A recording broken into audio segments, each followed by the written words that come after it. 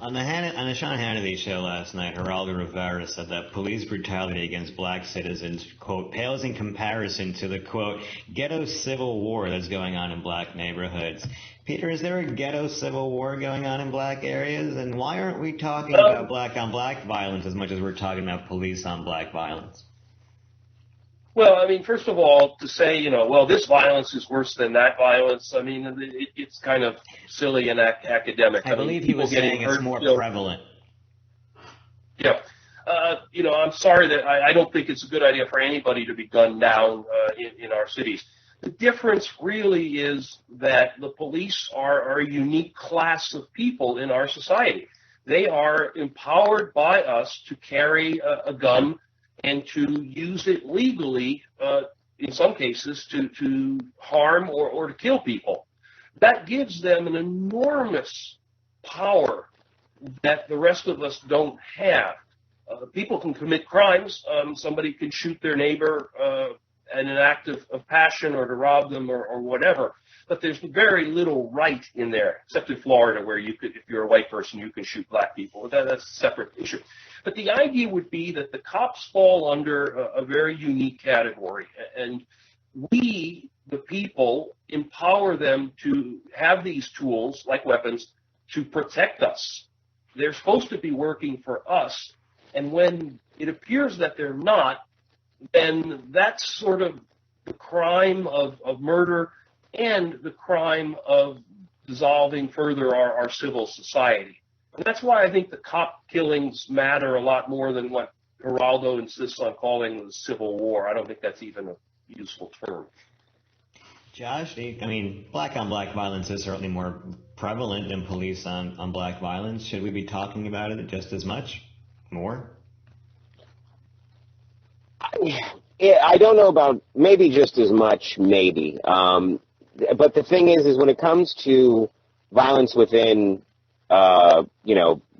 majority minority communities or, lower income level communities, that gets to any number of causal factors, from education to, availability of firearms to whether there's police presence or not. I mean, we talk about, I remember this distinctly, at least in my city, and I know there are probably places like this in cities all over America, where there were certain neighborhoods where the police just didn't go. You needed an ambulance, get to the town line because they're not coming into that neighborhood. So, when those are systemic failures as well. Peter's right. The police brutality, that's a systemic failure. The police are entrusted with power from the people to protect and serve and not to, to uphold the law and do whatever they can to make sure crime doesn't happen and that injuries don't happen and property damage, all that. But, when it comes to the quote-unquote ghetto civil war, which is just a shitty term and probably something he said on purpose because then people would be mentioning his name the next day, that's also a systemic failure, but of a different sort. Now, of course, people are responsible for their own actions, but, having been to actual war zones, it's, there is a kind of survive mentality in that. And so you will do things that you maybe don't think are correct or necessarily legal, but that's sort of even a better comparison, it's like the Wild West. No one thinks that the gunslinger in the saloon shooting the bandit is criminal. In a way, the Civil War aspect is a community's attempt to get justice, and by community I mean gang members. They may be there trying to secure turf for drug trade or whatever, but it is in the vacuum of a system. This stuff will happen. So Eric, that's just sort of how I see it. I think.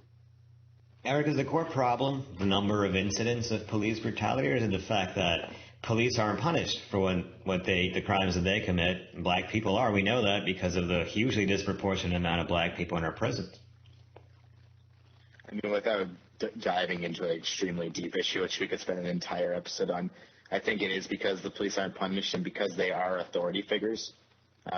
There's no doubt that racial profiling does exist. I mean, we see it a lot in the media, of course, but it does exist. I mean, when it's tough. Like I said, we could go into a whole episode on this, just about situations, where, let's say when I'm driving, I know that if me or a black person is doing the same crime, more than likely the cop is going to pick him before he picks me. And, maybe this is stereotyping, but it does happen. And I've seen it in some situations myself.